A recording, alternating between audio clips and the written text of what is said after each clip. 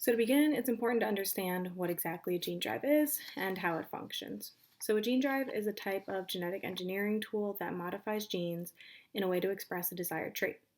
So for example, if you have a gene that codes for straight hair and you want curly hair, you would send in a gene drive that codes for the curly hair, and that gene drive will splice out the old gene, which is to code for straight hair, and replace it with the new one, thus giving you curly hair. But of course, this is a theoretical example and it's not exactly how gene drives work, but it's just the general idea. So there are three key components in a gene drive that allow it to function properly. So it's the gene that you want to spread, the Cas9 enzyme that can cut the DNA, and CRISPR, which is the DNA sequence that identifies where the enzyme should cut. So because of the power of the gene drive to permanently change the genes in DNA, if a parent's DNA is changed, it is almost 100% heritable to the offspring, proving how effective it is at spreading through a population. Scientists are interested in this since their main goal is to either eradicate a gene that can cause problems or make a species extinct. Although this may seem like a plausible idea, it begs the question of whether or not complete extinction and eradication is a good thing. If, for example, you were to wipe out a species of mosquitoes that carries malaria, it's good for preventing the spread of malaria, but now you've eliminated an entire population from the environment, which could break an important food chain for the other populations within the ecosystem. So it's important to think about these consequences, and I'll go into depth on this topic later on. So here's more like the history of gene drives and how they were developed. So in the 1960s, the early idea of gene drives were centered around genetically controlling the spread of pests, such as like insects on crops. So these were based around what are called natural gene drives, which were also known as selfish genetic elements, which were passed on to offspring more frequently. So these natural gene drives occur in a variety of organisms, which allow them to insert mobile pieces of DNA into parts of the genome, which can inactivate certain genetic elements. Another type of natural gene drive is known as a homing endonuclease gene, also HEG for short, which is found in certain types of plant, fungi, and bacteria. So these are spread through homologous wild-type chromosomes that copy themselves into a cut site through a process called homing, thus the name. This process allows individuals that are heterozygous for a certain allele to turn into homozygotes so that that allele has a greater chance of being inherited through the next generation. So because of certain advancements in genetic engineering, scientists were able to create synthetic gene drives that were more specific and could target locations a lot easier. So two examples of synthetic endonuclease-based gene drives are zinc finger nucleases, aka ZFNs, and transcription activator-like effector nucleases, or TALENs. Using these gene editing tools, scientists could target specific genomic sites to be altered. Although these methods enabled the site-specific insertion of gene drives, they still had significant limitations. Until that is, when CRISPR came around with the Cas9 enzyme, which made a world of difference in the genetic engineering field. So because of this advancement, scientists were able to become more precise and produce even better outcomes. So now we're going to look at the ways in which CRISPR can be used for disease resistance and the protection of endangered species. So within genetic engineering, when people think of CRISPR, they usually think of the mosquitoes, the malaria-carrying mosquitoes. So the two are basically drawn together a lot, and one of the biggest problems that scientists are trying to solve using gene drives is mosquitoes carrying malaria. And there are about 3.2 billion people who are at risk of being affected by malaria at any given time, meaning it's a very global problem. Most of these people live in Africa, where malaria is one of the largest killers. So in a research paper published in 2019, two researchers used malaria as a case study to address the developments and controversies surrounding gene drives and how to draw attention to the themes of infection control and resistance. So in this paper, they talked about 5 ways in which to reduce the ways in which the malaria-carrying gene can be reduced. So the 5 ways that they addressed was 1, affecting the survival or reproductive capacities of the mosquitoes. 2, shifting the sex ratio, meaning less females, more males.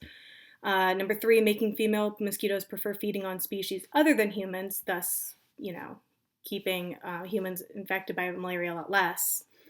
4, preferentially killing infected female mosquitoes. And 5, disabling mosquitoes from hosting parasites. So while these solutions, seem very logical, they do not explain the greater problem of malaria.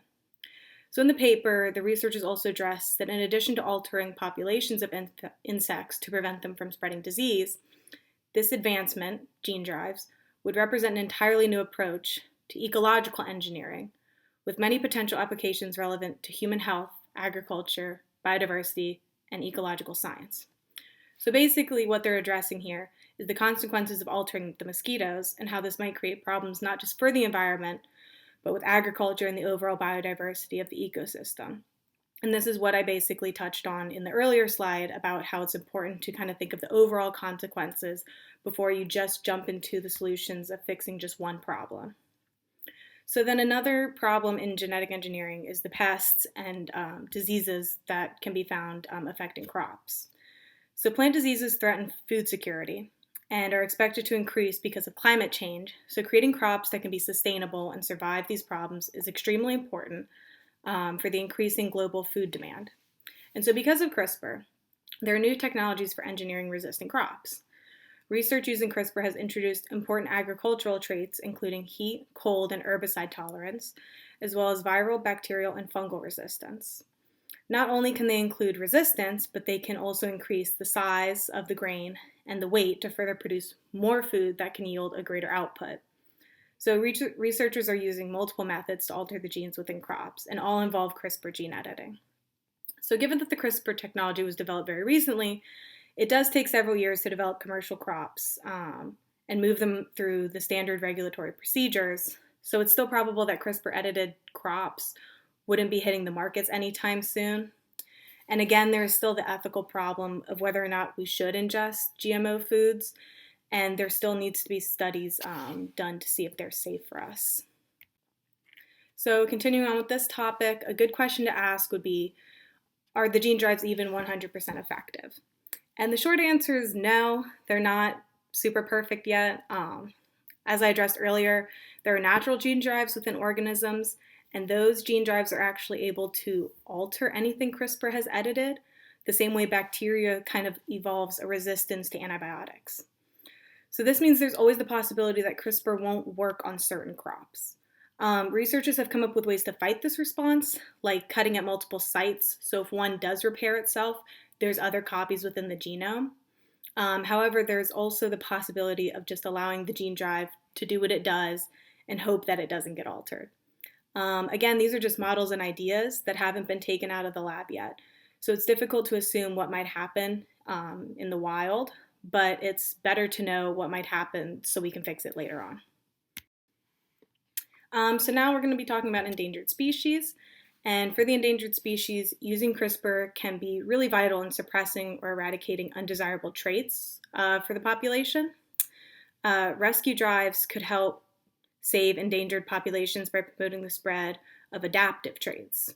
So for example, amphibians around the world are currently suffering from chytrid fungus. I hope I pronounced that correctly. And it's possible that someday, with obviously further research, gene drive technology could allow for the propagation of this resistant gene through frog populations so that they're less likely to get that fungal infection. So eradication and suppression drives may also eliminate or shrink populations of invasive species by promoting the spread of negative traits. So for example, there are black rats in New Zealand that have almost eradicated native plants and really negatively affect insects, snail, bird species, all of that. And so their government has a plan in place to develop research on gene drives in those rodents, which could propagate genetic traits associated with infertility in females, leading to the population decline. And they did, and this kind of ties back to like what I was talking about with the disease resistance, how they would affect like sex ratio or like just fertility rates in general to suppress or like eradicate a population. So again, although these plans sound great in theory, it still might not work for every species we wish to eradicate or help. First, gene drives aren't necessarily useful for all species. For really long living species like humans or other mammals, a gene drive may not be completely useful because usually the threat like disease or climate change or something like that will occur more quickly then the gene drive can pass through that population, since there is a very long, gestation period and there's only so many offspring. We don't reproduce very quickly. Additionally, many species produce asexually or mixed mating systems, and gene drives are more successful in sexually reproducing populations. So that is also a problem. It's important to understand these limitations of CRISPR to gain a better idea of how we can use it now and how it might not be possible for certain species just yet. Although there are major setbacks, there has been research that has been done to see what a gene drive might be capable of. So a biologist in Hawaii has been working on a different kind of drive system called underdominance, and it's to prevent mosquitoes introduced in Hawaii from spreading avian malaria to the endangered birds on the islands. So this technique involves releasing enough genetically modified mosquitoes into the environment until they compromise more than 50% of the overall population. And so once this population reaches that threshold, natural selection works to favor the modified mosquitoes. Eventually, the wild mosquitoes die out, leaving the modified ones in their place. So while this is a really good start to the gene drive mission, it's still probable it won't be tested in a long while. There are still consequences to the experiments that we aren't sure about yet.